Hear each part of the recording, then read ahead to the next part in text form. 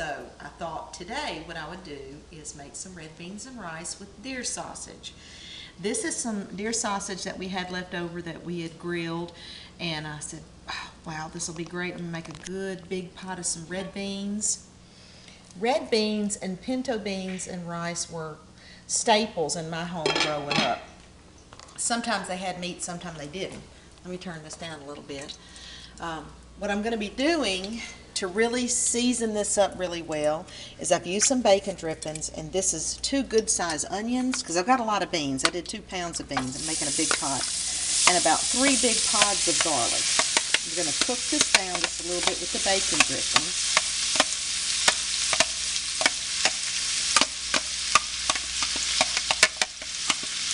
After this cooks a little bit, I'll show you a trick I do with the red beans that is really going to make the flavors come out.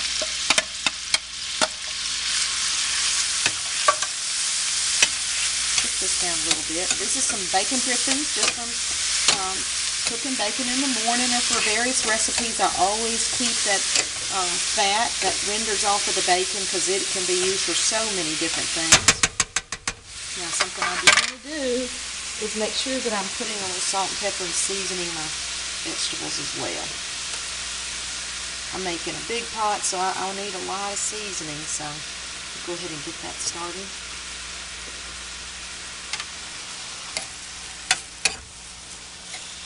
Alright, now while this is cooking a little bit, I want to talk a little bit more about the deer sausage.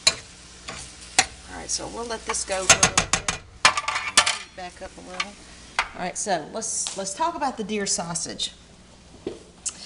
Now, what I recommend is that you use an established deer processing or meat processing retailer, okay? Sometimes during hunting season you'll get these little pop-up places that say that they process deer meat, you know, and you may have some good ones, but I've not always had good luck with that. I have a couple of brothers that do a lot of hunting, so I don't have to hunt anymore. They keep me stocked in deer meat, so we take some of the deer meat and we have it processed into sausage. We had some that's just regular sausage and others that are the cheddar and jalapeno. And we had some of both that we grilled and that was left over, and this is what we're going to be putting into our red beans. But the sausage isn't the star of this show, okay? The red beans are the star of the show, and really having some great flavors in there. We're going to cook those vegetables with that bacon drippings, and then what I'm going to do next is take some of the beans, these, see how soft they've already busted open? I'm going to take some of these beans, we're going to mash them and also cook them in with our vegetables. And then we're going to add them back to this pot, and it's going to thicken this up, and it's going to be so really good. The flavors are really going to be infused. But you have to thicken it up a little bit by mashing some of these beans. But what we're going to do is mash them in with our onions and our garlic and our bacon drippings. And then once that cooks together a little bit, we're going to add them back to our pot. And then the last thing that we're going to do is we're going to add our sausage and a few fresh herbs. I have some sage out of the herb garden that we have out back, some parsley, and a little bit of oregano. And we're going to throw that in at the last. But the seasonings that are really going to pull this together is some chili powder, some paprika. This is going to give us a little bit of heat. The ground cumin's going to give us the smoky flavor. And then, of course, we're going to add a little bit of that Cajun flair in there with a little Creole seasoning. And certainly lots of salt and pepper, too. But remember that any Creole seasonings that you use has salt and pepper in it. So make sure that you're testing it before you just keep adding salt, because it's got a good bit of salt in it, so we don't want to overdo that. So what I'm going to do now is go back over, work on the vegetables, and then throw in our beans, and I'll show you how I'm going to mash that together and what it's going to look like. It's going to be like a little paste that we'll then put back into the pot with our crock pot. It's going to be delicious. It's already smelling good, so let me get finished. Okay, look, our onions are translucent. They're just about completely done. I'm going to add these beans in, and I'm just going to mash them. I'm going to mash this. Look at this. The beans are tender.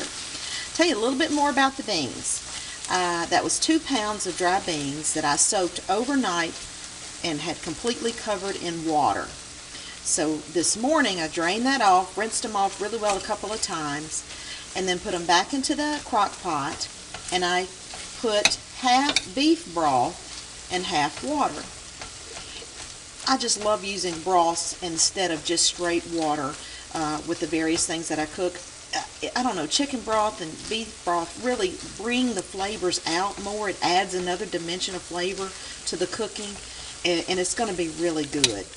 So I used beef broth with this, and then some water as well. Look how good that looks. Oh, that's looking great. Just mashing the beans. They're very, very tender.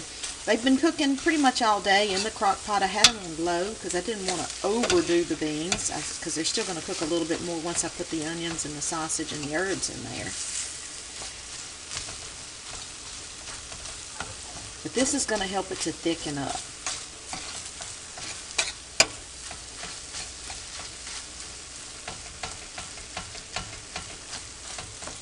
This smells so good. I'm going to make some cornbread muffins to go with this tonight. Right now, I've mashed all those beans, cooked them in with that onions and garlic and those bacon drippings. We're going to add this right to the crock pot. Now, remember, these beans have been cooking for a while, but we soaked them overnight, so they were already on their way to starting to get tender. It doesn't take quite as long to cook them when you do it like that. You certainly can throw them in and cook them all day without soaking them overnight. I've done that too. It just takes a little longer for them to get ready. Look at this. This is going to be so delicious. This is going to thicken up. See, I've still got a lot of beans in there that hadn't been mashed, but I may mash a few more. Thicken it up some more. Let me get this out of the way.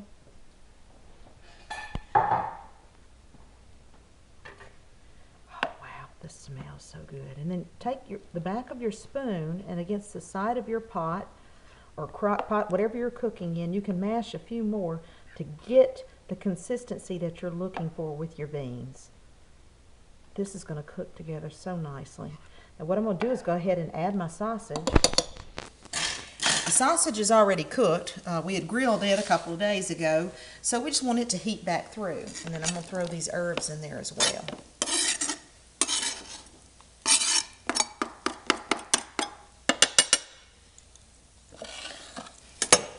Okay, I'm going to chop up some of these herbs now and throw those in as well and stir it up.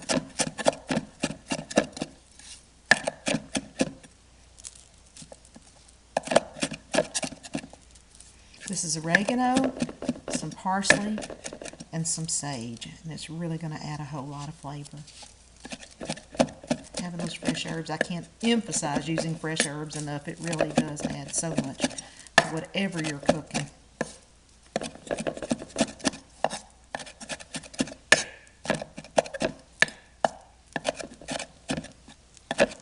It doesn't take long for those herbs to cook.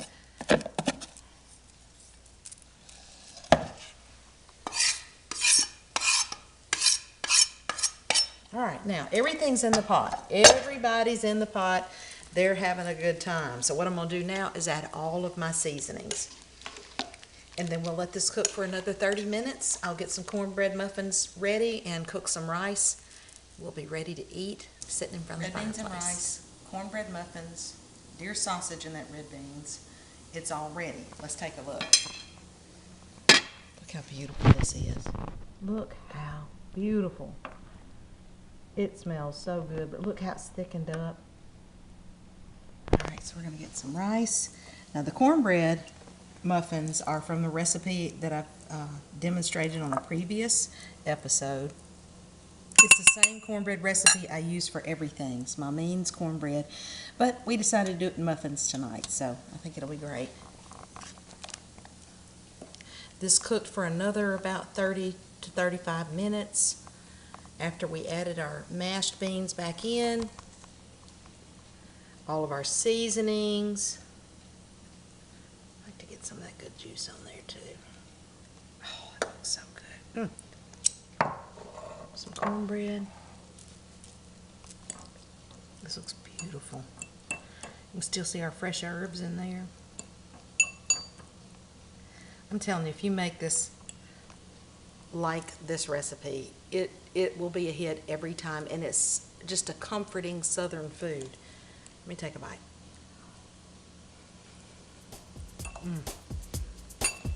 It's perfect. It's not too spicy, but just spicy enough. Oh, all the flavors have married together really, really well. Now it's just time to sit down and enjoy it. You enjoy too.